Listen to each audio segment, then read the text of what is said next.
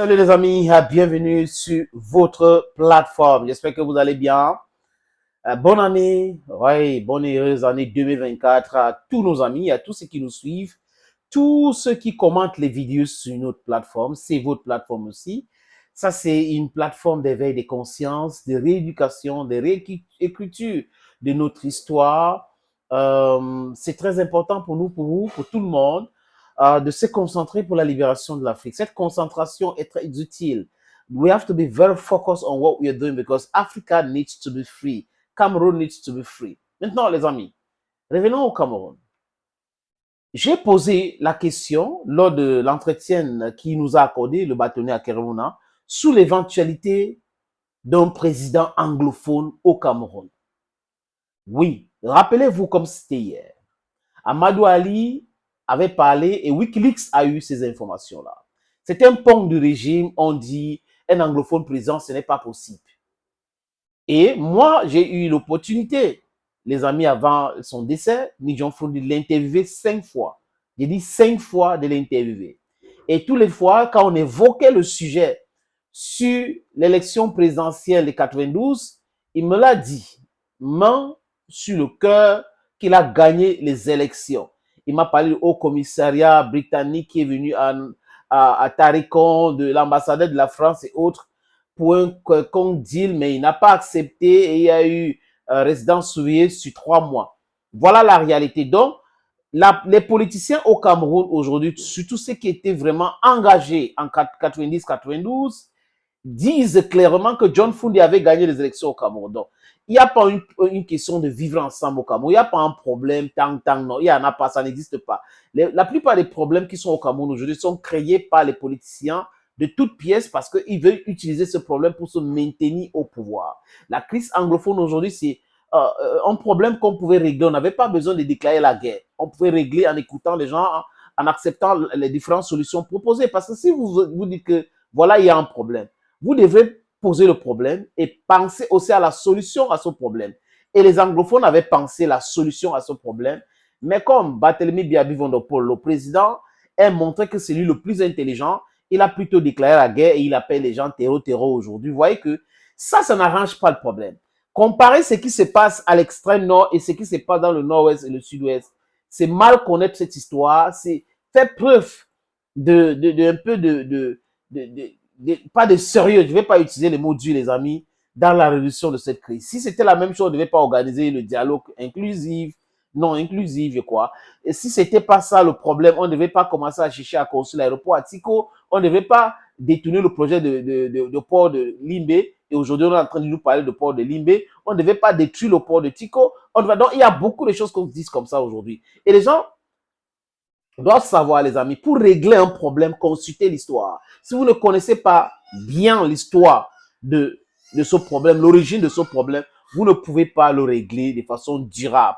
Donc, avoir un président anglophone aujourd'hui, beaucoup de personnes pensent que ça va régler à près de 95% le problème anglophone et le problème de la confiance à la classe politique aujourd'hui au Cameroun de façon globale. Parce que les Camerounais sont déçus du système francophone qui a dirigé le Cameroun depuis la réunification jusqu'à aujourd'hui.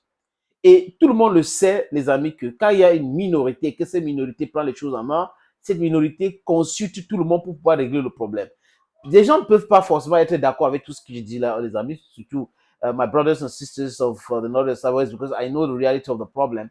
But let's just listen to the pronouncements of Akeremouna in that light, talking about un anglophone president. Lui répond à la question que je lui pose concernant ce sujet que d'aucuns trouvent que c'est hyper sensible. On écoute le bâtonnier Akeremouna.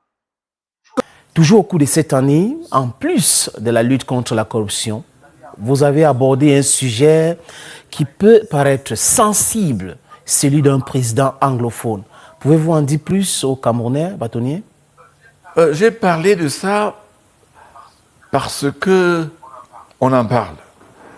Et pour que ce ne soit pas comme tabou, il y en a qui ont voulu me prêter des intentions, mais j'en parle pour 2 ou 3 raisons. Première raison, vous savez, nous qui sommes entrés dans la réunification, sommes entrés dans une logique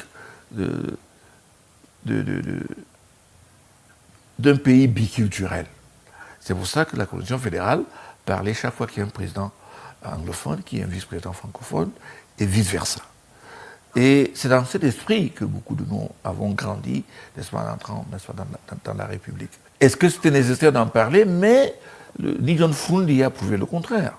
Parce qu'en fait, quand on voit le score qu'il a eu, moi j'étais dans le camp de ceux qui comptaient les résultats, je vous le dis clairement que dans notre décompte, c'était clair qu'il a gagné. Le score qu'il a eu n'avait rien à voir avec les proportions anglophones au pays, donc ça veut dire que les Camerounais avaient transcendé ce clivage.